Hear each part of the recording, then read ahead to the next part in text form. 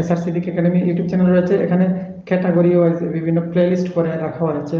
Agent banking এর বিভিন্ন তথ্য রয়েছে। এই এজেন্ট ব্যাংকিং যে ক্যাটাগরি রয়েছে, লিস্ট রয়েছে, প্লেলিস্ট, ওইখানে সকল ব্যাংকের প্রায় 17 থেকে 18টি ব্যাংকের এজেন্ট ব্যাংকিং ইনফরমেশন দেওয়া হয়েছে।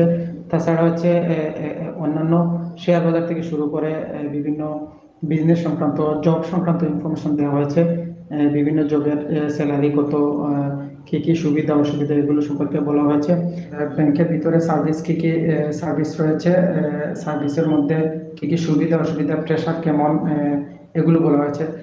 ব্যাংক সংক্রান্ত অনেক তথ্য দেওয়া হয়েছে, যেগুলো আসলে শাখা উপশাখা, যে শাখায় দেখা যায় সাউথ কোরিয়া, দক্ষিণ কোরিয়ার যে খাদ্যাভ্যাস রয়েছে, আশা করি আপনি যদি সেখানে সিটিজেন থাকেন, যে মেন্টালিটি অনেক ইমপ্রুভ থাকে, উন্নত থাকে, চিন্তা ভাবনার অনেক প্রসারতা থাকে, যেটা প্রশস্ত, ব্রড মাইন্ডেড বলা যায়।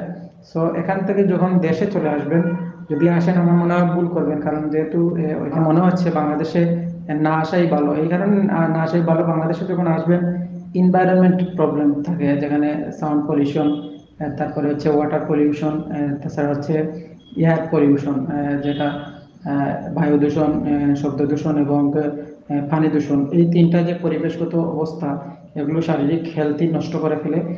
অনেক খাদ্যাভ্যাস, যেটা খাবার দাবার, ফ্রেশ খাবার, এগুলো আসলে জটিল। তাছাড়া হচ্ছে আনসিকিউরড লাইফ, মানে নিরাপত্তাহীনতা ভোগা, বিভিন্ন ধরনের হ্যারাসমেন্ট, অনেক কিছু বিষয় রয়েছে।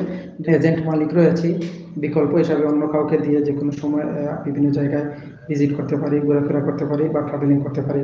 সো এটা আমার ব্যক্তিগত বিষয়। তো এভাবেই চলছে, এক একজন ব্যক্তির এক একটা চিন্তা ভাবনা, এগুলো পরিবেশগত একটা বিষয় রয়েছে।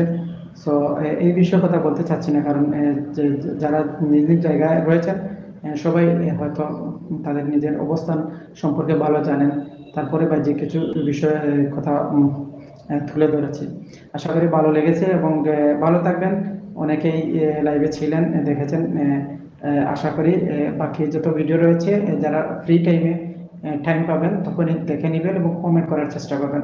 ভালো থাকুন, সুস্থ থাকুন, আল্লাহ হাফিজ। আমাদের চ্যানেলটি যারা এখনো সাবস্ক্রাইব করেননি, পরবর্তী সময় যারা ভিডিওটি দেখবেন, আশা করি সাবস্ক্রাইব করবেন।